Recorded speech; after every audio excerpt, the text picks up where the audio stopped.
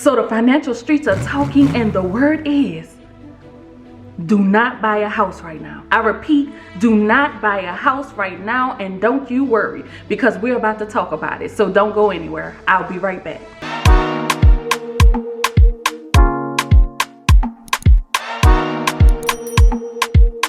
What's up, guys? This is Monique, and welcome back to the channel. I am back with the news that you can use by first if you are new here. Hello, bonjour, hola, konnichiwa, shalom. Thanks so much for stopping by, but don't just be a stranger. Go ahead, hit that subscribe button and join the family. Also, everyone, do me a huge favor and like this video, because your like helps this info get out to more people. All right, so we are about to get into why it is said that you should not buy a house in 2022. And I know this sounds extremely dramatic, and it is shocking, especially to those of you that have been working extremely hard to get those credit scores up. And here I go putting out a video saying you shouldn't buy a house. I know, because when I first saw these articles, it had me in shock too. So I had to go ahead on and do my due diligence. I did a little bit of investigating, and now I'm going to present this information to you so that you and your family can make the best decision for yourself. So jumping right in, if you did not know, 2021 has been an extremely wild ride for home buyers. And there are reports that indicate the housing market in 2022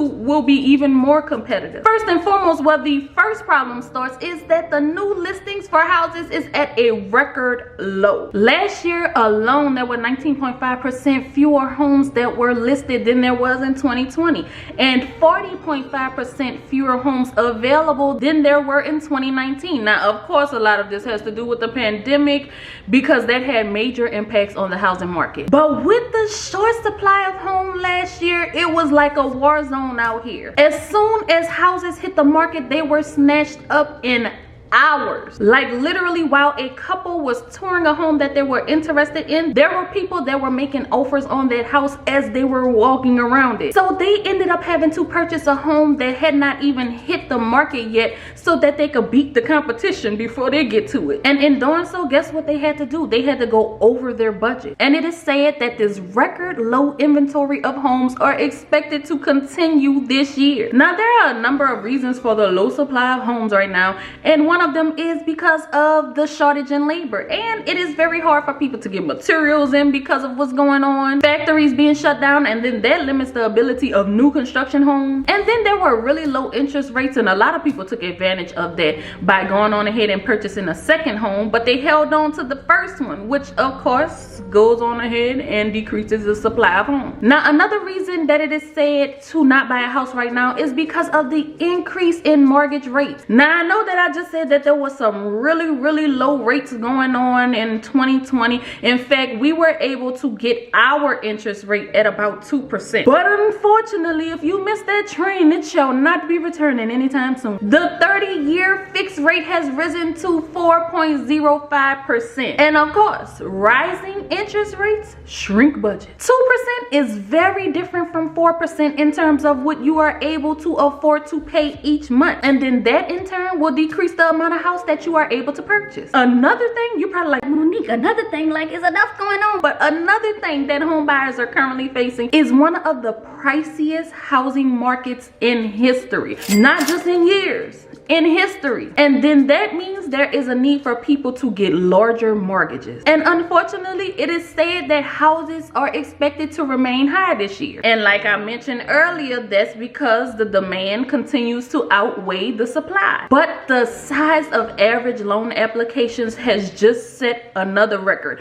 These past few years, a lot of records have been set. The prices of homes nationally were up 18.5%. So if you attempt to buy a home this year, you can end up getting stuck with a higher mortgage than you're actually comfortable with paying. And we do not want to be house poor. Yes, you got a house, but then you gotta eat ramen noodles every day to be able to afford it. But you know me, I'm not going to just leave it here and tell you this one side of the story when there's a lot going on the other hand too. Because whether you buy a house or if you are renting, you continue to rent, prices are going up. Yesterday's price is not today's price. Across the United States, average monthly listed rents are up 14% from last year. In New York, costs have risen more than 30%. In Austin, Texas, 40%. So that means when it comes time to renew their lease, tenants can be facing a huge spike in the price of rent. So I said that because I want you to also consider that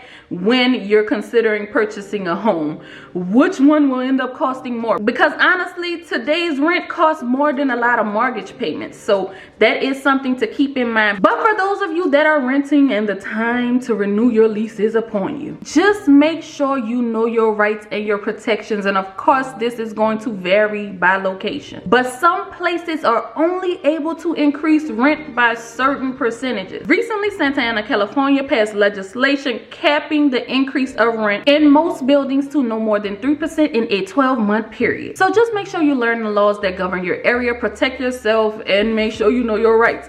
But back to this housing crisis. We're gonna go ahead on and talk about new construction homes now. The price of lumber has been on an emotional roller coaster since the start of this pandemic. And guess what? It is climbing yet again. It is not as much as it was during the peak time of this pandemic. However, it is still 3 times as much as it was prior to when this pandemic started. And of course, that's going to add on to how much a new construction home is going to cost you. And also, if you decide to buy an older home and remodel, that is something that you need to consider as well. The National Association of Home Builders estimated that the recent price jump has added more than $18,600 to the price of new construction homes. And that, my friends, can be the difference between you staying in budget and you being over budget. That can really lead to you having to cut a couple of things off that wish list. And unfortunately, there is more I need to share, because when you are purchasing a home, you do not only need to keep the price of the home in mind, but also inflation is affecting everything you need to buy for your home and what you need to put in your home. And when it comes to buying houses, everyone gets excited about buying the house, but they don't also consider the cost after they purchase it. Prices for all household furnishings rose 9.3% over the last year. Bedroom furniture is up 13.7%. Living room, kitchen, and dining room furniture is up 19.9%. And you know, because of the pandemic, that made more people have to stay home. And when you're at home, bored, not doing nothing, you are looking around your house, finding stuff to do. And that includes remodeling projects, because everyone is on YouTube looking at DIY videos. In fact, last year, home improvement spending was up 28%. And this is not stuff that I've come up with, guys.